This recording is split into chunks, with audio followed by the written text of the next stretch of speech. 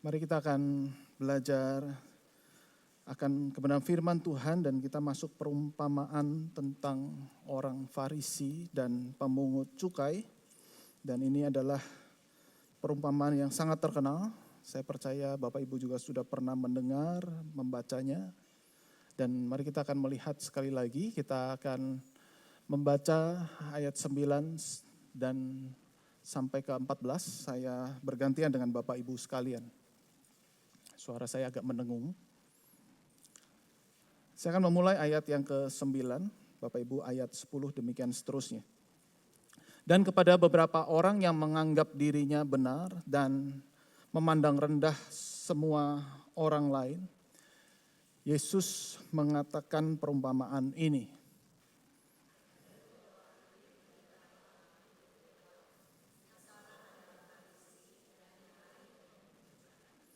Orang Farisi itu berdiri dan berdoa dalam hatinya begini, "Ya Allah, aku mengucap syukur kepadamu karena aku tidak sama seperti semua orang lain.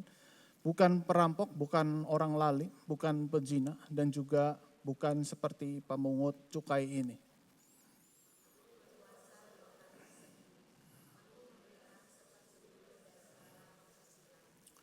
Tetapi pemungut cukai itu berdiri jauh-jauh, bahkan ia tidak berani menengadah ke langit, melainkan ia memukul diri dan berkata, "Ya Allah, kasihanilah aku, orang berdosa ini."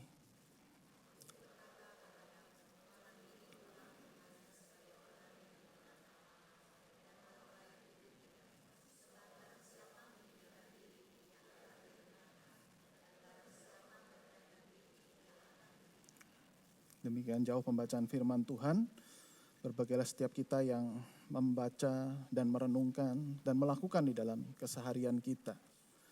Nah Bapak Ibu yang terkasih, ketika kita membaca perikop ini, saudara, tips yang penting untuk kita sama-sama pahami adalah jangan membawa konteks kita hari ini untuk melihat siapa orang Farisi dan siapa pemungut cukai. Nah maka kalau kita seringkali bawa dengan konteks kita hari ini, kita melihat orang Farisi orang jahat. Karena dimusuhi sama Yesus. Pemungut cukai orang yang baik. Nah, kita gagal ketika kita melihat dengan kacamata seperti ini. Maka kita perlu melihat bagaimana orang Yahudi melihat orang Farisi pada saat itu. Orang Farisi orang baik. Orang yang luar biasa, rohaniwan. Menjaga hukum Tuhan dan melakukannya secara detail, secara ketat. Tetapi pemungut cukai adalah orang yang jahat. Orang yang jahat mereka dipakai oleh pemerintahan Romawi untuk apa? Memungut pajak. Pinter. Orang Romawi memungut pajaknya lewat orang Yahudi. Ya, pakai tangan daripada orang lain. Supaya dianggap bukan penjahat. Tapi orang yang dipakai ini adalah orang yang jahat. Jadi orang Yahudi yang menjadi pemungut cukai ini terkesan dia makan teman. Ya. Dia bisa naikkan pajaknya sesukanya, ya, padahal pajak yang diberikan juga sudah cukup tinggi sehingga ia bisa dengan mudahnya juga untuk menaikkan pajak kepada sesamanya. Jadi kita melihat di sini saudara-saudara bagaimana orang pemungut cukai dan orang Farisi ini punya stigma yang sangat kontras sekali, yang satu sangat baik, yang satu sangat jahat. Nah ini mirip dengan perikop sebelumnya di mana dikisahkan ada janda yang memohon kepada hakim yang tidak benar. Lalu kemudian dengan permohonannya akhirnya hakim yang tidak benar itu meloloskan atau mengabulkan akan permohonan kepada janda pada saat itu. Janda pada saat itu adalah orang yang terbuang, orang yang terpinggirkan. Kehilangan suami, kehilangan segala-galanya, kehilangan masa depan. Lain sama janda hari ini, kalau lihat di TV-TV atau berita tentang artis saudara ya.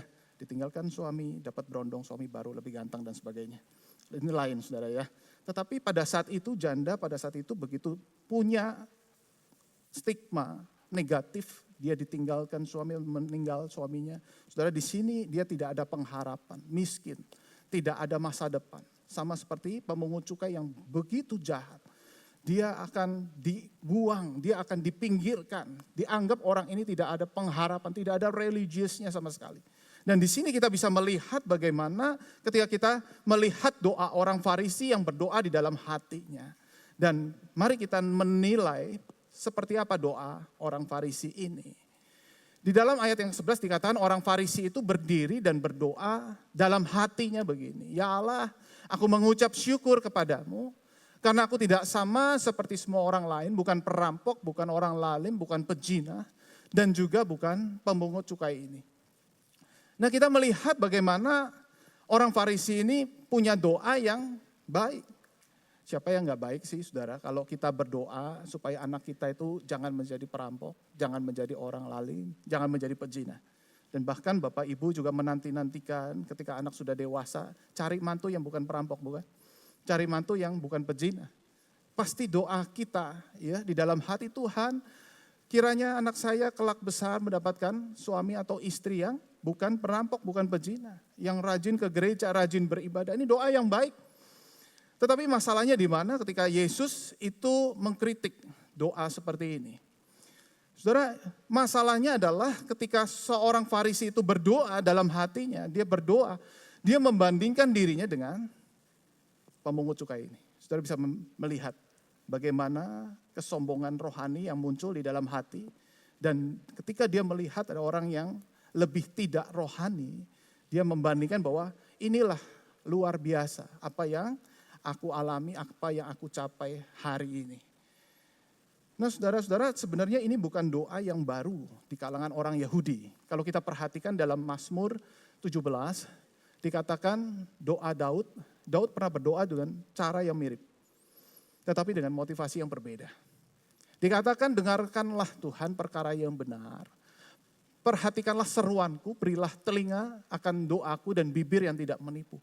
Daripadamulah kiranya datang penghakiman, matamu kiranya melihat apa yang benar. Bila engkau menguji hatiku, memeriksanya pada waktu malam dan menyelidiki aku, maka engkau tidak menemui suatu kejahatan. Nah saudara, ini mirip. Aku tidak seperti orang jahat itu. Aku tidak perampok, aku bukan orang lalim. Dan pemazmur Daud juga berdoa seperti ini. Pertanyaannya bedanya di mana? Saudara, bedanya adalah konteks pemazmur atau Daud saat itu mengalami penganiayaan. Mengalami penderitaan yang begitu besar. Sehingga dia harus memeriksa dirinya. Dan biasanya ketika seorang itu melakukan dosa, Tuhan memberikan penghukuman kepadanya. Dan dia memeriksa hatinya. Dan Daud melihat Tuhan yang menjadi pusat. Tuhan, apakah aku ada yang salah? Aku tidak berbuat jahat kepadamu. Tetapi apakah ini menjadi konsekuensi hukuman ketika aku melakukan kejahatan? Sekarang aku tidak melakukan kesalahan, tapi apa yang terjadi dalam hidupku ini seperti seorang yang berbuat salah. Tetapi berbeda saudara dengan orang Farisi yang dalam keadaan yang baik-baik saja. Tidak ada penderitaan, tidak ada persecuted pada saat itu. Konteks orang Farisi ketika beribadah tentunya ada tempat lain. Tetapi kita melihat di sini orang Farisi itu justru membandingkan dengan pemungut cukai. Itu yang menjadi persoalan. Dalam keadaan yang baik dia melihat ada orang yang lebih rendah, ada orang yang lebih lemah imannya, tetapi dia membandingkan bahwa dirinya yang menjadi segala-galanya. Saudara bisa perhatikan di sini, bagaimana pusat daripada orang Farisi ini adalah self-center. Tetapi pemazmur adalah God-center. Di mana apa yang Tuhan mau, apa yang Tuhan mau kerjakan di dalam hidupku. Dan kenapa Tuhan melakukan hal ini, apa yang salah dia berefleksi terhadap dirinya. Tetapi lihat, orang Farisi itu justru dia melihat self-center. Tuhan, lihat apa yang kulakukan. Lihat apa yang kucapai. Selama ini aku berhasil menjadi orang baik. Selama ini aku berhasil untuk tidak menjadi perampok. Selama ini aku berhasil untuk mencapai prestasi kefarisianku. Dan berbeda dengan pemungut cukai itu. Saudara, di sini kita bisa melihat sebenarnya yang ada di dalam hati mereka itulah yang membedakan. Jadi hari ini kita akan belajar saudara-saudara tentang self-righteousness atau pembenaran diri yang dilakukan oleh orang-orang Farisi pada saat itu dan kita pun tidak imun terhadapnya. Kita pun yang jadi orang Kristen sekian lama, saudara-saudara bisa melihat juga di dalam hati kita apakah kita sungguh-sungguh ketika kita melakukan semua itu hanya untuk kemuliaan Tuhan. Dan di sini Yesus memberikan penegasan, di awal langsung dikatakan dan kepada beberapa orang yang menganggap dirinya benar. Inilah tujuan message daripada perumpamaan tentang orang Farisi dan pemungut cukai ini. Orang yang menganggap dirinya benar itulah self-righteousness. Menganggap diri benar atau membenarkan diri. Dan problemnya di mana? Problemnya adalah di dalam hati. The heart of the problem is the problem of the heart. Inti daripada masalahnya adalah di hati kita. Nah saudara-saudara, hati kita tidak ada yang tahu selain diri kita dan Tuhan.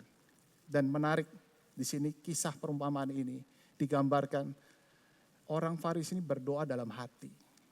Orang lain nggak ada lihat. Dan mereka juga bisa tampilkan itu di pinggiran jalan untuk pamer. Tetapi langsung dengan tegas dia berdoa dalam hatinya. Jadi artinya apa? Nggak ada orang lain lihat. Hanya dia dan Tuhan. Tetapi Yesus bisa melihat persis, jelas apa yang ada di dalam hatinya. Bukan untuk Tuhan. Tetapi untuk berhala-berhala di dalam hati. Nah seorang berkata, kalau kita ini melakukan sesuatu, pasti butuh yang namanya pujian. Dan kita senang untuk dipuji. Nah ini kecenderungan berhala di dalam hati kita. Kita haus pujian. Anak saya begitu dapat nilai jelek, dia ngomong sama papa mamanya, papi mami nilai matku jelek. Dia mukanya murung sekali dan kemudian dia merasa gagal pada saat itu. Nilainya dapat merah saudara ya, dapat 5. Terus kemudian ya udah gak apa-apa kok. Kamu udah berusaha yang terbaik. Tidak lama kemudian dia ngomong, tapi papi mami, teman-temanku juga jelek semua kok nilainya. Papa mamanya gak puji dia memuji dirinya sendiri. Gimana cara pujinya? Lihat teman-temannya. Dan inilah saudara, kegambaran daripada hati kita.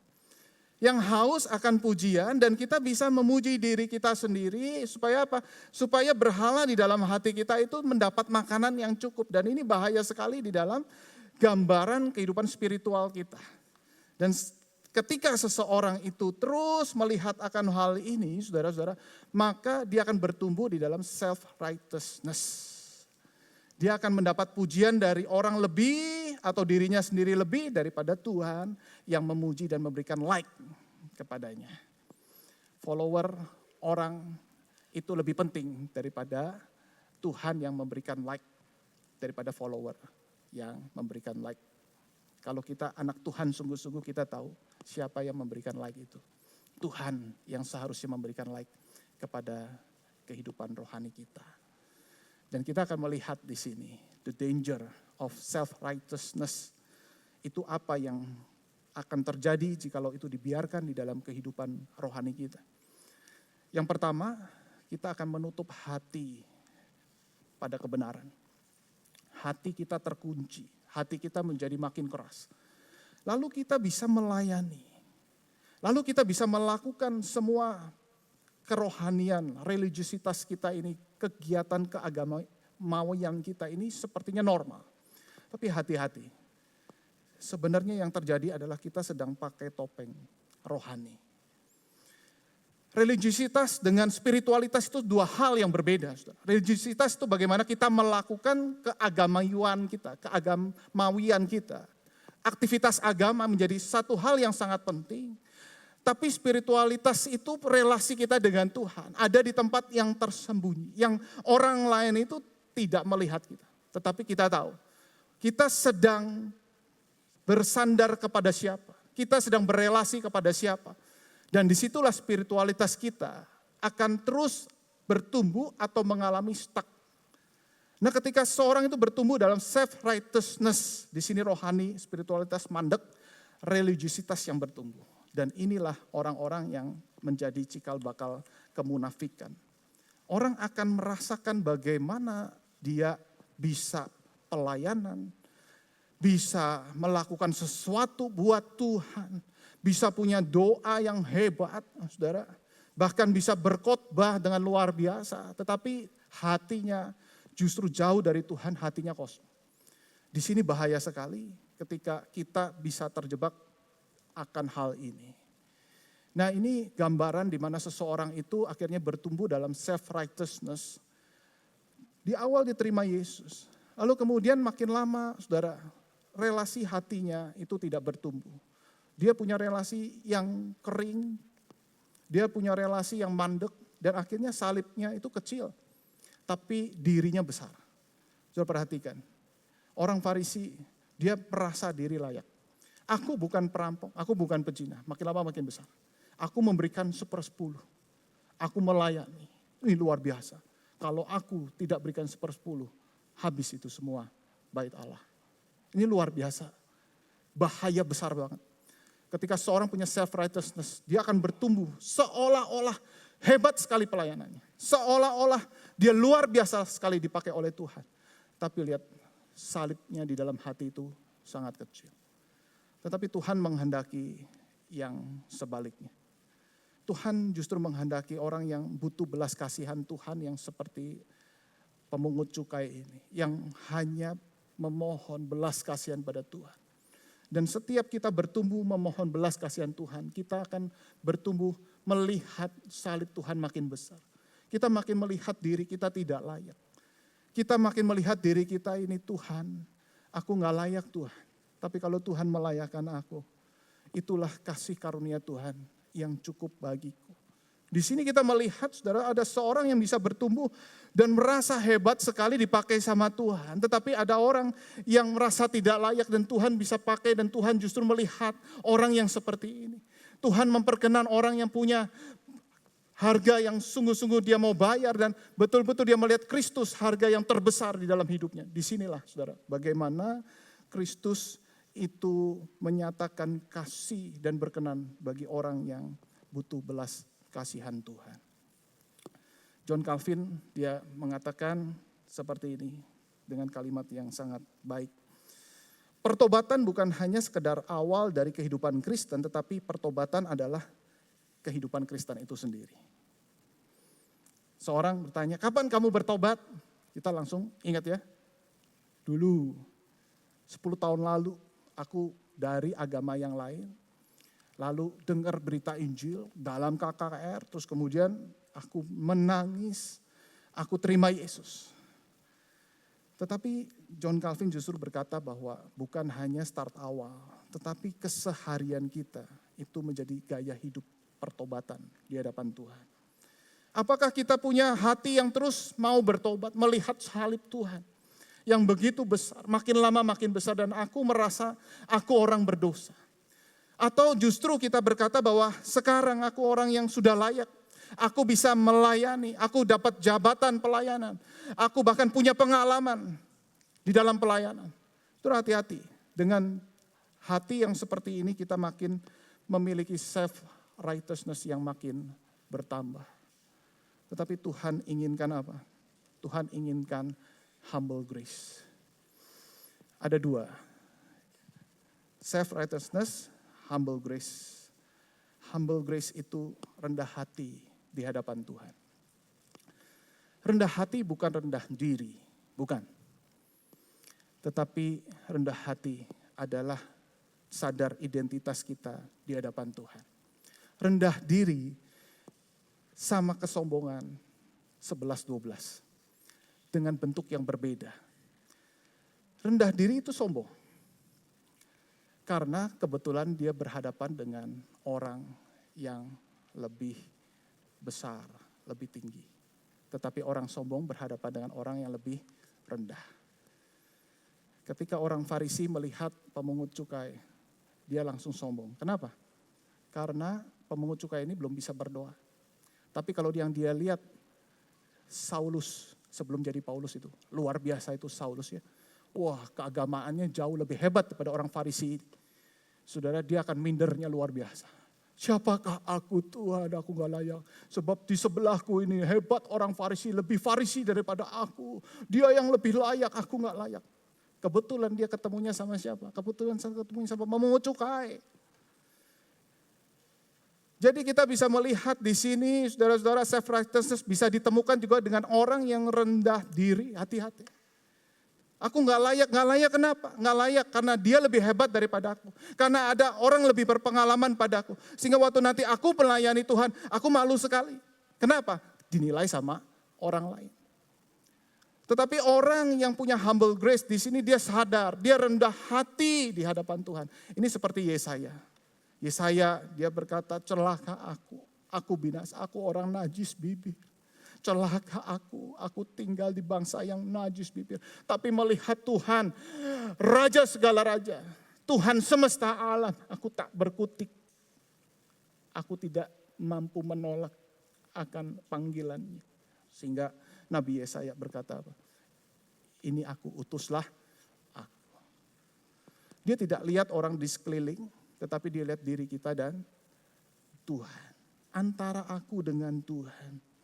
Apakah Tuhan mau pakai aku? Tetapi self-righteousness ini bahaya. Aku pakai Tuhan untuk kepentinganku. Saudara, dipakai Tuhan atau memakai Tuhan. Orang yang self-righteousness, dia akan memakai Tuhan untuk kepentingannya. Bisa saja seorang melayani itu sebenarnya sedang pakai Tuhan. Untuk apa? Untuk bisa lebih diterima, untuk bisa lebih populer dan sebagainya. Dia sedang pakai Tuhan untuk kepentingan pribadi. Tapi orang yang sungguh-sungguh humble grace, dia akan berkata sama Tuhan, Tuhan silakan kau pakai aku. Tuhan mau aku apa? Aku mau melayani engkau, tapi kalau Tuhan yang panggil, Tuhan yang pakai, aku siap untuk melayani Tuhan. Ini humble grace. Jadi kita bisa melihat di sini ada dua cara melihat yang berbeda. Dan akhirnya kita masuk di dalam danger yang kedua, yaitu kita mudah menghakimi orang lain. Orang yang self-righteousness akan mudah menghakimi orang lain. Nah di sini bukan berarti kita tidak boleh menghakimi orang. Ada yang berkata kalau begitu apakah kita tidak boleh menghakimi orang lain? Yesus sedang menegur orang Farisi yang menghakimi, artinya Yesus juga menghakimi orang Farisi yang suka menghakimi. Berarti kita bisa melihat di sini namanya penghakiman atau menilai orang, sebenarnya dua kata itu sama, spiritual discernment yang menjadi basic atau pondasi ketika kita menilai orang. Kalau tidak ada penghakiman atau penilaian, saudara kacau sekali. Saudara tidak boleh menegur anak berbuat salah misalnya. Oh anak bandel kurang ajar, jangan menghakimi. Saudara di pekerjaan ada pegawai yang melanggar ya secara moral dan sebagainya. Oh jangan menghakimi, hancur saudara ya lama-lama. Kalau negara kita juga seperti itu. Tidak boleh menghakimi, tidak boleh menghakimi. Dia sedang menghakimi dengan cara tidak menghakimi. Berarti saudara kita melihat bagaimana dalam bagian perikop ini Yesus pun sedang menghakimi. Tetapi dengan kacamata Kristus, dengan kacamata Injil Kristus. Dan jatuh penghakimannya bahwa yang benar adalah pemungut cukai dan yang salah adalah orang Farisi. Berarti kita bisa melihat gimana cara penghakiman Tuhan. Yaitu dengan kacamata Tuhan melihat hati. Melihat hati bukan penampilan religius. Yang namanya kita melayani bukan fasilida, bukan energi, bukan pengalaman, bahkan jabatan. Tapi hati yang sungguh-sungguh. Apakah kita punya hati yang sungguh-sungguh untuk melayani Tuhan? Apakah kita punya hati yang tulus untuk terus mau belajar firman Tuhan? Nah, orang yang punya hati, dia punya cinta terhadap Tuhan. Dan ditandai dengan cinta terhadap firman. Dia akan menghargai firman Tuhan. Dia akan sungguh-sungguh punya kehausan akan Tuhan. Dan belajar akan firman Tuhan. Dan orang yang punya hati yang sungguh-sungguh, dia juga akan terlihat di dalam keluarga terdekatnya. Orang yang paling dekat dia akan bisa melihat. Apakah dia sungguh-sungguh melayani Tuhan, itu akan nampak ketika dia melayani anggota keluarganya. Dia bisa sungguh-sungguh ditampil di depan, tetapi di dalam hatinya itu sebenarnya kosong. Dia sedang haus akan penampilan dan Tuhan tidak mau akan hal itu. Di sini Yesus justru membenarkan pemungut cukai. Dikatakan orang ini pulang ke rumahnya sebagai orang yang dibenarkan Allah. Pemungut cukai itu ngerasa gak layak, dia diri jauh-jauh. Dia betul-betul merasa jijik dengan dirinya sendiri. Tapi di sini justru Yesus membenarkan pemungut cukai ini. Orang ini dibenarkan oleh Allah. Bukan berarti kalau taat dulu baru dibenarkan Allah. Kita punya konsep keselamatan, bahwa keselamatan adalah kasih karunia Tuhan. Dan pemungut cukai ini, dia betul-betul hanya bisa memohon belas kasihan Tuhan. Dia bukan melakukan kerendah hatian dulu baru Tuhan selamatkan. Tidak, tapi Yesus melihat hati. Melihat sungguh-sungguh orang yang betul-betul mengalami keselamatan yang berasal dari Tuhan. Dan di situ keselamatan itu bisa bekerja di dalam dirinya. Dunia itu membagi dua macam orang. Kalau saudara perhatikan, sadar atau tidak sadar, ada orang baik, ada orang jahat. Maka ketika anak saya main ke rumah teman, kamu mau ke tempat siapa? Aku mau ke tempat si A ini, papi. Oke, kita langsung. Ini anaknya baik, keluarganya bagaimana? Suka bully nggak di sekolah? Dan kita tanya, integrasi, tanya-tanya, lalu kemudian oke, ini anaknya baik, silakan kamu pergi ke sana. Dan kebanyakan kita juga membagi dunia ini orang baik, orang jahat. Tetapi saudara-saudara, kita sadar ketika kita belajar tentang orang Farisi dan pemungut cukai ini, sebenarnya Yesus ingin menyadarkan kita, cuma ada dua macam orang. Orang jahat yang belum kenal Yesus, dan orang jahat yang sudah kenal Yesus. Kita orang jahat yang sudah kenal Yesus. Amin Bapak Ibu. Aminnya gak ada kan. Maunya dibilang orang baik. Kita orang jahat yang udah kenal Yesus. Kita lihat di dalam Roma 3 ayat 12. Semua orang telah menyeleweng. Mereka semua tidak berguna. Tidak ada yang berbuat baik. Seorang pun tidak. Artinya dikatakan apa? Semua kita ini nggak ada yang berbuat baik. Kalau nggak berbuat baik berarti kita orang jahat. Orang yang jahat di mata Tuhan. Orang yang menjual Yesus, orang menyalibkan Yesus di mata Tuhan. Menolak Yesus, orang jahat. Dan di sini saudara-saudara kita bisa perhatikan di sini bahwa kita beruntung orang jahat yang sudah diterima Yesus. Kenal Yesus, menerima belas kasihan Yesus. Nah pada berapa tahun yang lalu film Joker, lalu kemudian orang pada posting, dia ngomong begini, tidak ada orang jahat sebenarnya. Yang ada adalah orang baik yang tersakiti. Saudara setuju akan hal ini? Jadi setiap orang jahat itu sebenarnya orang baik yang tersakiti. Tetapi firman Tuhan Injil justru berkata sebaliknya. Semua kita ini orang jahat, tapi orang jahat yang sudah terima kebaikan Kristus. Kita orang jahat yang sudah terima kebaikan Kristus dan menerima anugerah Kristus. Sehingga apa saudara? Sehingga kita dimampukan, dimungkinkan untuk berbuat baik tetapi di dalam Kristus. Kita bisa dimampukan saudara untuk bisa melayani orang lain karena apa? Belas kasihan Kristus. Kita bisa melayani Tuhan karena apa? Belas kasihan Tuhan. Di sini saudara.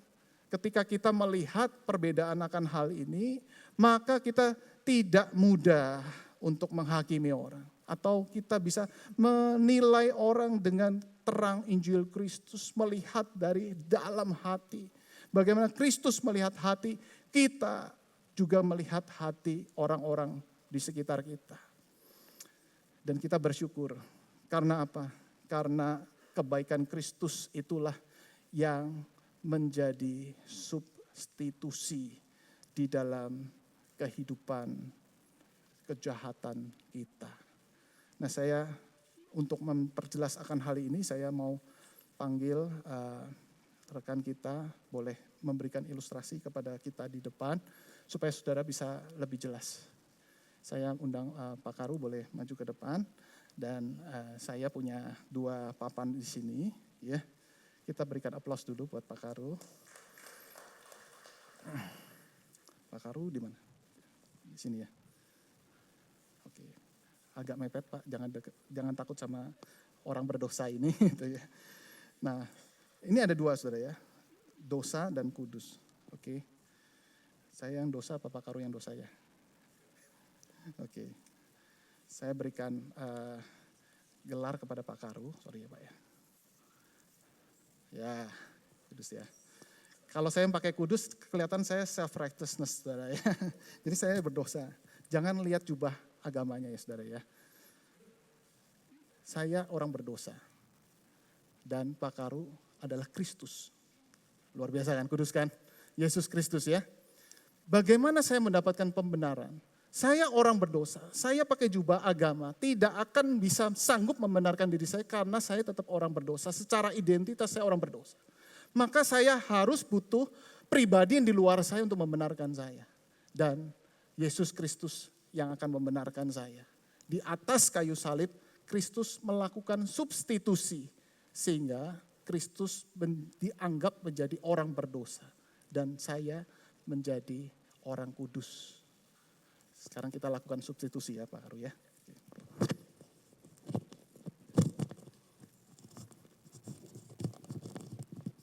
Nyangkut di mana Pak? Bisa tahu.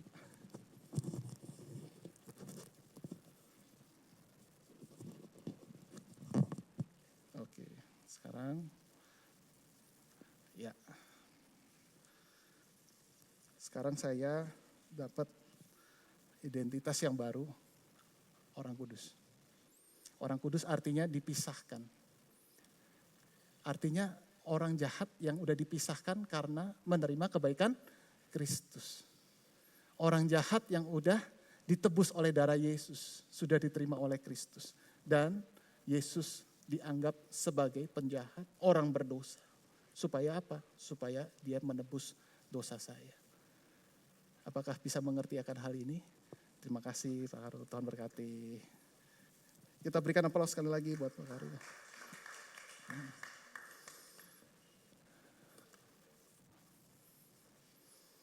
Saudara, kalau kita memahami akan hal ini, saudara, kita akan hanya bisa bersyukur sama Tuhan. Karena apa?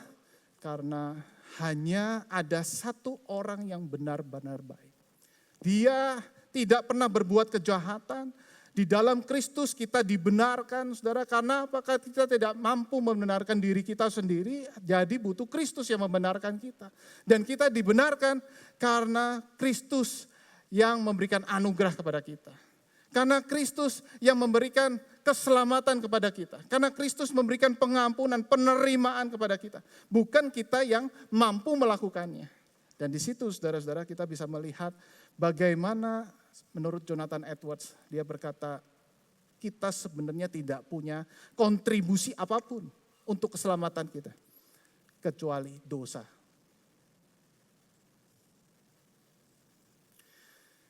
Saudara dan saya tidak punya kontribusi apapun. Kecuali cuma satu, dosa kita. Saudara bisa bayangkan. Sampai kita dibenarkan oleh Kristus, apa yang kita bisa layak banggakan? Perbuatan baik kita tidak dilihat oleh Kristus. Justru Kristus melihat kita perbuatan jahat yang sedang pakai Kristus. Untuk apa? Untuk memenuhi berhala diri kita. Bukankah ada banyak orang yang melayani sebenarnya untuk apa? Untuk memenuhi kepentingannya. Memenuhi kewajibannya, ada rasa bersalah. Kalau saya nggak pelayanan, saya punya rasa bersalah yang besar. Kalau saya nggak pelayanan, nanti gimana dilihat orang. Kalau saya nggak pelayanan dan sebagainya, saudara. Rekan pelayanan bisa jadi rekan bisnis dan sebagainya, saudara. Dan semuanya itu untuk kepentingan kita. Dan Tuhan melihat hati yang paling dalam. Di sini kita dibongkar, ditelanjangi oleh Tuhan. Apa kontribusi kita? Dosa. Dan ketika kita sadar akan hal ini, saudara, artinya kita betul-betul takjub dengan anugerah Tuhan. Di sisi yang lain, kita akan terkesima. Kok bisa ya orang seperti saya dapat anugerah seperti ini? Kok bisa ya Tuhan rela mati? Kok bisa ya Tuhan Allah yang Maha Kudus mencari kita orang yang berdosa, menerima kita dengan tulus. Dia yang tidak berdosa, tapi rela untuk dijadikan berdosa. Kita yang berdosa, menjadikan diri kita menjadi kudus. Kok bisa ada kasih yang seperti ini? Kok bisa ada kasih yang nampaknya tidak adil ini? Kenapa saya katakan tidak adil? Karena hanya orang pilihan yang mendapatkan akan hal ini. Tidak semua orang. Tidak semua orang mendapatkan kasih karunia di dalam Kristus. Karena semua orang telah berdosa. Semua orang telah jahat. Dan Tuhan pilih sebagian. Orang yang jahat yang sebagian itu dapat anugerah Tuhan. Dan ketika kita sadar akan anugerah Tuhan yang besar seperti ini. Seperti John Newton itu berkata, aku ini pendosa besar, tapi punya juru selamat yang besar. Dua hal ini harus digabungkan. Aku pendosa besar, tapi punya juru selamat dan anugerah yang besar. Tidak mungkin kita bisa menerima anugerah yang besar kalau kita tidak sadar kita adalah pendosa besar. Saya tutup dengan satu kalimat yang indah dari seorang pastor. Kasih karunia hanya menakjubkan bagi Anda saat Anda menyadari betapa malangnya nasib Anda.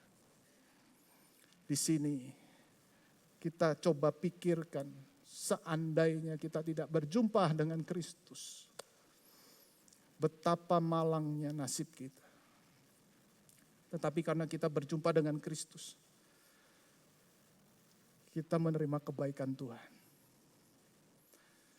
Kita orang jahat itu yang terima kebaikan Tuhan. Maka kita bisa memungkinkan untuk berbuat baik kepada orang lain. Dan kita bersyukur hari ini kita boleh merayakan kembali kebaikan Tuhan. Di dalam perjamuan kudus, ingatlah bahwa kita adalah orang yang sepatutnya dimurkai Tuhan. Tetapi kita sungguh takjub bahwa Tuhan ternyata mengasihi kita. Dia rela mati buat kita dan menerima kita apa adanya. Mari kita tunduk kepala, mari kita mempersiapkan diri kita.